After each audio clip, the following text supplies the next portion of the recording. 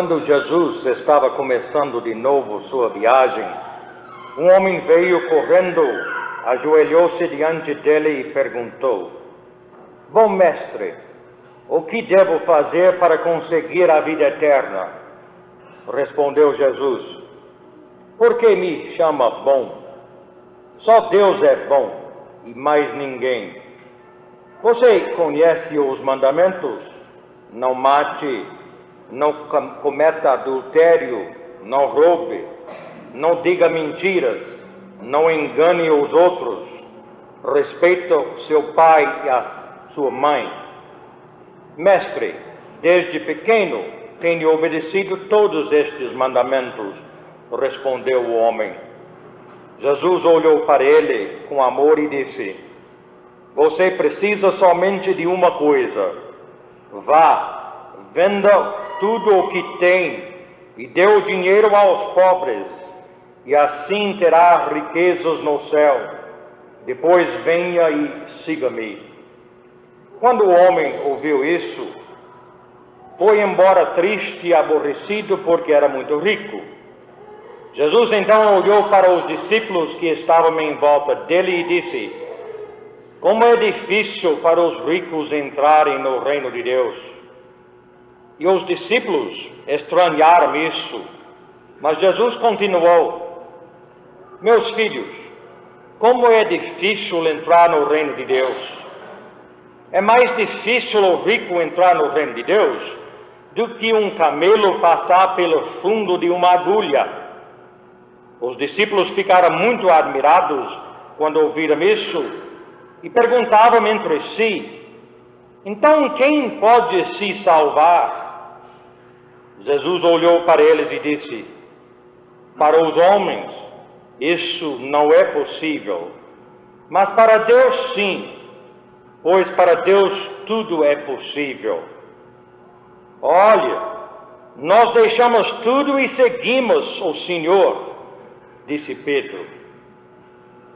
Deus nos abençoe nessa leitura do Evangelho São Marcos, capítulo 10, versículos 17 a 28. Quando foi a última vez que você se riu de si mesmo? A última vez que você deu uma boa gargalhada de si mesmo? Faz tempo, hein? Jesus teve um forte senso de humor. Ele usou o humor para comunicar muita coisa penetrante e perturbadora.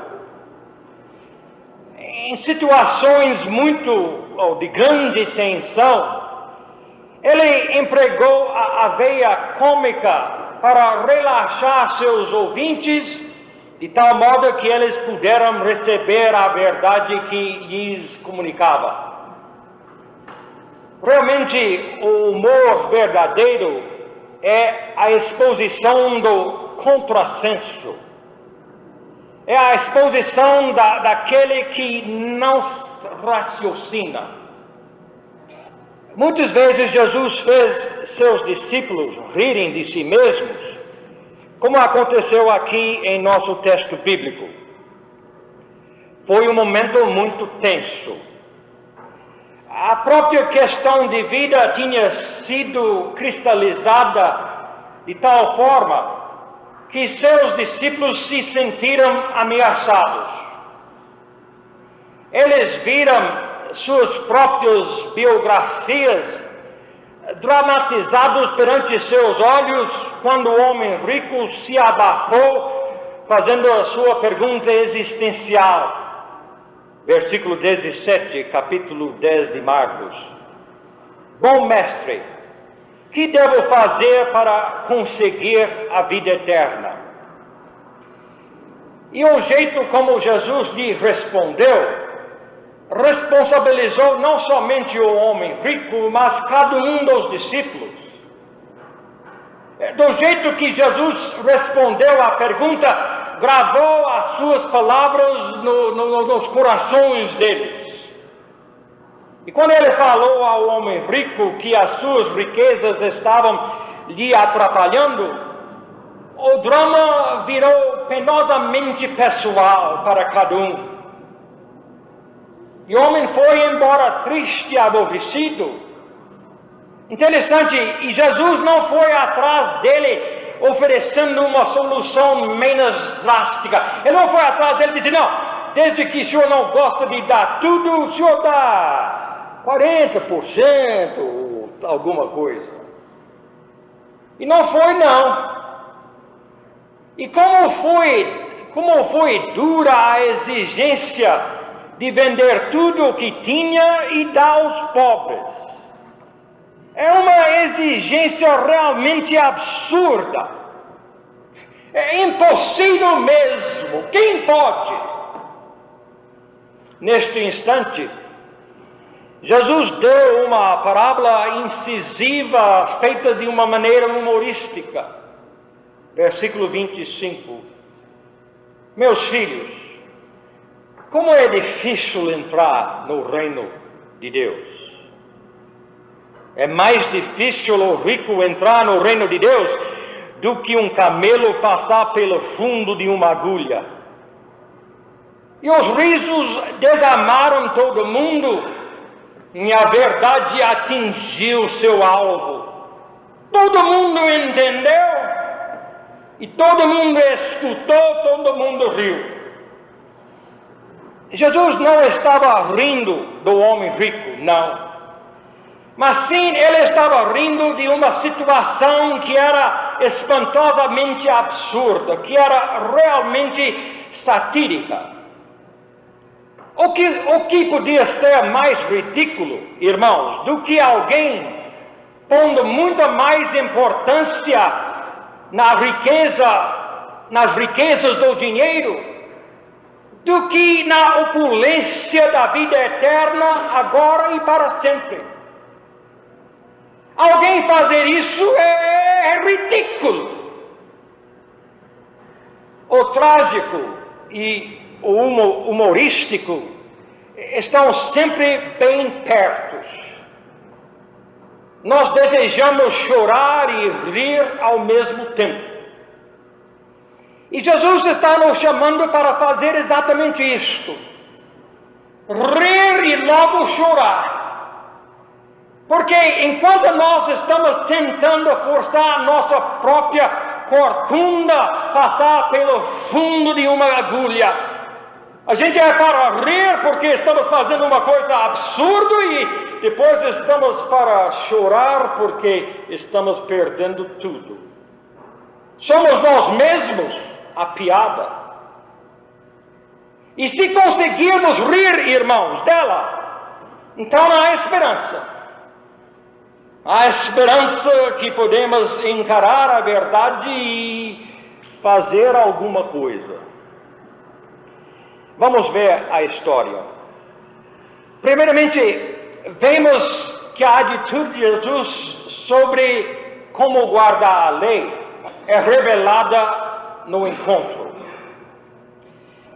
Bom mestre, que devo fazer para conseguir a vida eterna? Esta é a interrogação mais penetrante do coração humano. E como irmãos, nós precisamos desesperadamente conhecer a resposta desta pergunta. Temos encontrado em Jesus Cristo. Temos encontrado em Jesus o amor, o poder, a sabedoria. Mas o que devemos fazer para apropriar sua vida em nós? A vida eterna, irmãos, não é apenas a quantia, mas melhor é a qualidade. A vida eterna não é apenas a duração, mas é o dinâmico de vida. Então, a pergunta é realmente, o que eu faço para conseguir este dinâmico de vida? Versículo 21. Jesus olhou para ele com amor. É assim que Jesus nos recebe quando quebramos nossa reserva e ousamos a pedir seu dom de vida verdadeira. É assim a graça de Deus. E é realmente a graça de Deus que esclarece a questão. Vamos ver como.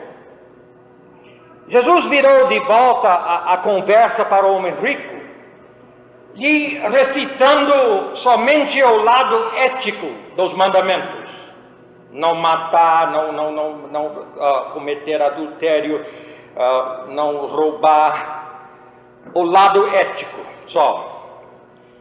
E como Jesus foi gentil com o homem? Porque ele sabia que realmente o problema dele estava no primeiro mandamento, mas Jesus nem mencionou este mandamento. Porque o homem rico, de fato, tinha outros deuses perante o Senhor Deus. Mas mesmo assim, Jesus o permitiu responder positivamente, dizendo em versículo 20: Mestre, desde pequeno tenho obedecido todos estes mandamentos. E agora nós chegamos ao ponto crucial. Jesus desmascarou o homem, tirando toda a sua confiança de obediência aos mandamentos. O quanto ele tinha se importado com os outros, hein? O quanto ele tinha usado suas riquezas nas necessidades dos outros. E agora eu vou dizer alguma coisa que deve nos chocar, porque é incrível como parece, irmãos, porque realmente é contra tudo que eu fui ensinado, mas incrível como parece, mas a sua própria fidelidade durante os anos, incrível como parece, mas a sua própria obediência aos mandamentos, tinham formado uma barreira entre ele e a vida que ele desejava. Em vez de obedecer à lei e ser fiel, abrir a porta para a vida, fez o contrário. Tinha obedecido fielmente à lei durante sua vida toda, mas ainda se sentiu que devia fazer algo mais. Agora, versículo 21. Você precisa somente de uma coisa. Vá, venda tudo o que tem, dê o dinheiro aos pobres. Assim terá riquezas no céu. Depois venha e siga-me.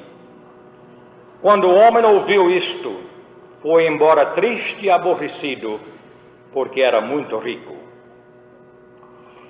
A direção de Jesus revelou o egoísmo básico que motivava sua obediência à lei. O homem rico se sentiu não ok, mesmo depois de cumprir toda a lei, mesmo depois de ser fiel em tudo desde de pequeno, ainda ele se sentiu não ok. Perguntou Jesus como podia tornar-se ok perante Deus. E Jesus exigiu dele um ato de sacrifício pessoal que evidenciou seu egoísmo fundamental. Porque o homem rico jamais podia ser livre de seu legalismo. O homem jamais podia ser livre da sua ganância, até experimentar ser ok, confiando somente na misericórdia de Deus. O legalismo, irmãos, busca ser ok, juntando boas obras. Eu faço muita coisa boa, eu mereço perante Deus, eu junto estas boas obras. Esse é legalismo, quer dizer, legalmente por Deus eu mereço o amor dele, ser ok perante ele. E a ganância, por outro lado, busca ser ok juntando boas coisas. E este homem rico tinha alcançado as duas, boas obras e boas coisas. Mas mesmo assim, era cônscio que tivera perdido a vida genuína. Ele tinha tudo, não tinha? Tinha uma vida fora do comum, uma vida perfeita, desde pequeno nunca fez nada errado. E das riquezas tinha tudo, que beleza! E sentiu que ele não tinha nada de vida genuína.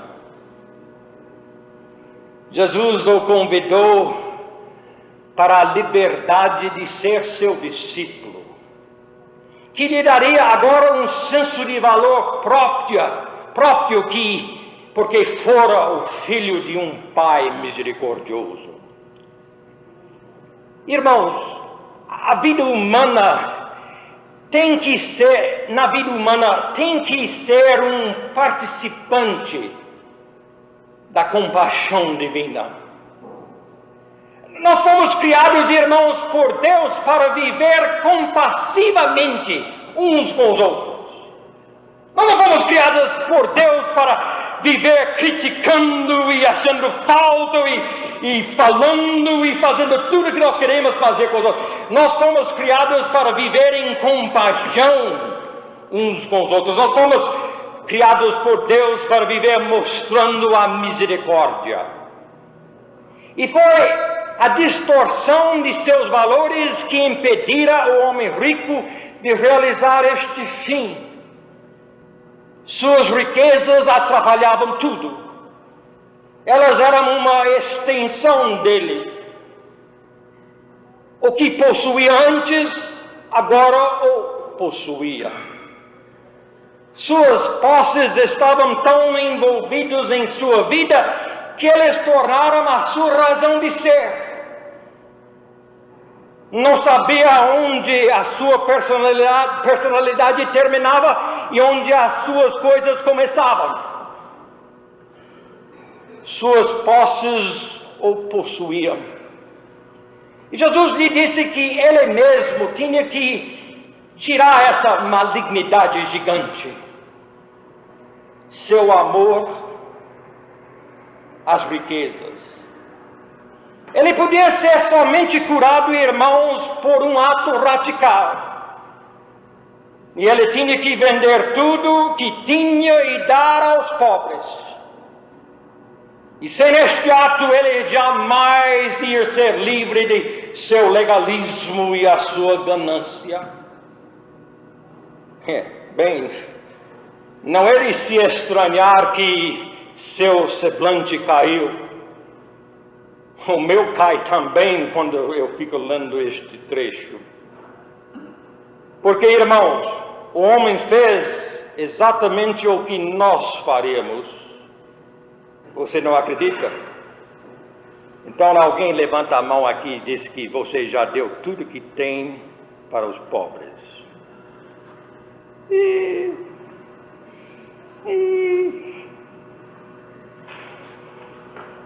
Foi embora triste e aborrecido. E queria a vida eterna. Era sincero. Queria mesmo. Não resta dúvida. Mas não queria tanto, Como é triste. Como dói, hein? Agora Jesus vira para nós. Porque acha que nós temos tanta simpatia para com este homem confuso? Eu tenho, viu? Eu tenho muito. Jesus nos conhece também? Certamente sim. E nós somos os ricos deste mundo de hoje. Nós somos as elites de Brasília.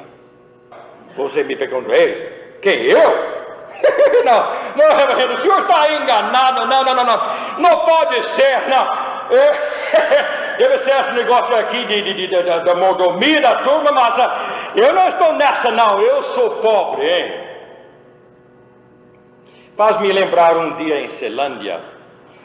Eu estava batendo papo lá com alguns meninos de lá.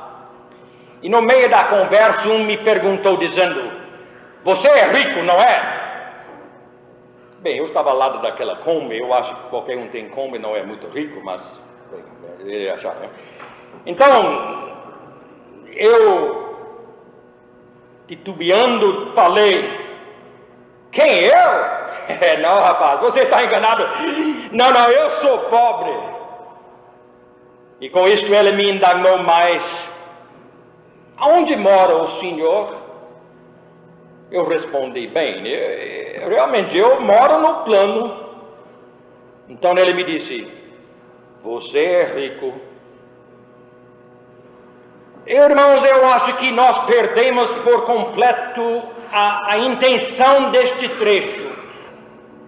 Se nós não levantamos todos juntos e gritamos todos juntos numa voz só: Senhor, eu sou igual àquele homem. Eu não tenho nenhuma vontade mais, eu não estou nada mais pronto para vender tudo e dá-lo aos pobres, nada mais do que ele. A questão é nossa lealdade a nossas posses. Quem está realmente pronto hoje para vender tudo, para dar o dinheiro aos pobres?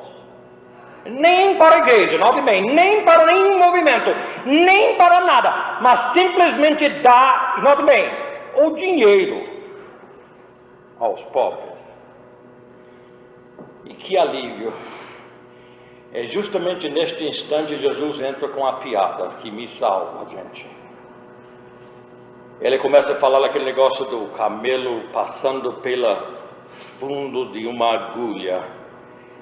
E logo eu começo a sorrir de alívio. O negócio é bom, Que paradoxo, Que ridículo um camelo passando pelo fundo de uma agulha. E rimos mesmo, o negócio é impossível. Mas logo o nosso sorriso volta para normal e nós paramos disso quando a verdade nos atinge.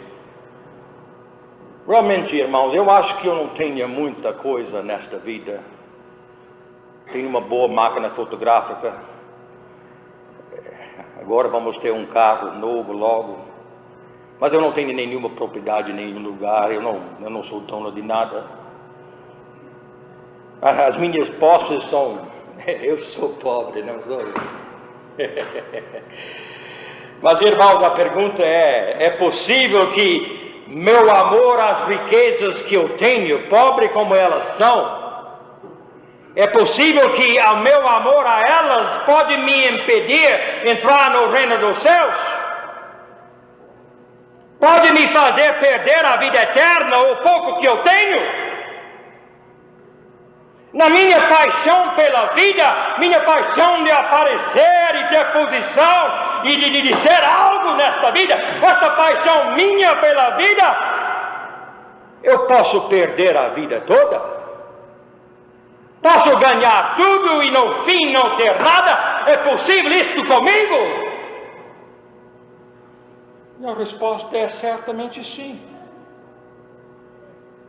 Mas que não é questão da quantia das coisas que temos, realmente é a nosso amor a elas. Então não é de estranhar, eu tinha dó dos discípulos numa hora desta. Elas começaram a gritar, agora versículo 26. Então, Senhor, quem pode se salvar? E sabem, foi justamente isto que Jesus queria dos discípulos e Ele queria de nós também. Porque, irmãos, é tão difícil para nós, até, de fato, eu acho que é quase impossível para nós, irmãos, reconhecer que nosso relacionamento com Deus não é justificado por algo que nós temos feito ou por algo que nós temos dado. Ele nunca nos deixa crer, nem mesmo por um instante, podemos fazer ou podemos dar o suficiente para ganhar nosso direito com Ele. E eis a resposta que ele deu imediatamente àquela pergunta da frustração dos apóstolos, quando eles perguntaram: então, Senhor, quem se pode salvar? Ou pode se salvar? E versículo 27, Jesus olhou para eles e disse: para os homens isto é impossível, mas para Deus sim. Pois para Deus tudo é possível. Eu gosto tanto de Simão Pedro. Eu não sou do jeito dele no certo sentido. Eu não ia falar, acho que tanto como ele fala, ou falava. Mas meu espírito está igualzinho dele. Oh, Pedro formidável, veja o que ele fez aqui. Nós somos tão parecidos como ele. Até nós tentamos ser igual a ele, tentamos fazer como ele fez. Deixe-me ler no próximo versículo. Olha, Senhor, nós deixamos tudo e seguimos ao Senhor, disse Pedro. Eu ia dizer a mesma coisa, não é você também? Puxa vida, a gente já fez tanto sacrifício, a gente... É duro ser crente, não é? Puxa vida, eu deixei a América do Norte e... toda essa conversa mole nossa, parece igualzinho a nossas orações de justificação própria, não acha? Nós queremos algum fim para nos sacrificarmos. Nós queremos algum alvo para nos esforçarmos, para depois dizer: está vendo, Senhor? Agora pode confiar em mim, pode, eu mereço o seu amor, eu mereço agora,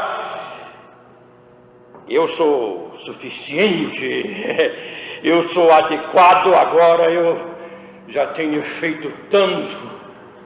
Eu sou digno. Pode me amar agora. Como se sente sua corcunda na pressão do fundo daquela agulha sua, hein? Dureza, não é? É duro mesmo. Não dá mesmo. Então, gente, é tempo de rir, vamos rir! Que piada! Ninguém quer rir hoje, não? Só eu? E olha, gente, como somos ridículos tentando passar naquela agulha. O tamanho dela nunca vai mudar, gente. Melhor, nós temos que nos livrar das corcundas. E a primeira, irmãos, é nosso amor às riquezas. Depois, muitas das riquezas em si. Agora é hora de chorar. Vamos orar. Bondoso Deus, toca em nossos corações. Queremos ser sensíveis, ó Deus, a Tua voz, o Teu Espírito Santo trabalhando em nós. Queremos ver, e não faz como aquele homem fez, mas de um jeito ou outro nós colocamos em primeiro lugar nosso amor a Ti e aos outros. De um jeito ou outro, ó Deus, damos-te graças por tudo que nós temos neste mundo, mas nunca queremos que este nosso amor às coisas faça-nos, ó Deus, perder a vida genuína.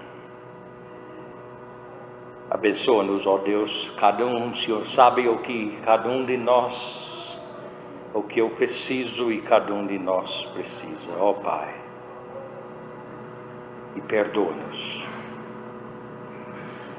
Pedimos em nome de Jesus.